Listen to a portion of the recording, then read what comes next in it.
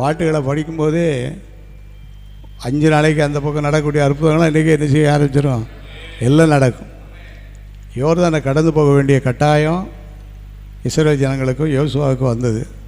அது கடந்து போகாமல் வேறு வழி என்ன செய்ய முடியாது, போக முடியாது. அந்த யோர்தானை கடந்து போகணும். அதுக்கு பிறகு தான் அவங்களுக்கு அந்த மண்ணாவை மாற்றி கொடுக்குறாரு ஆண்டவர். அல்லேலூயா. சாப்பாட்டு ரூட்டையே ஆண்டவர் என்ன செய்கிறாரு, மாற்றுறாரு.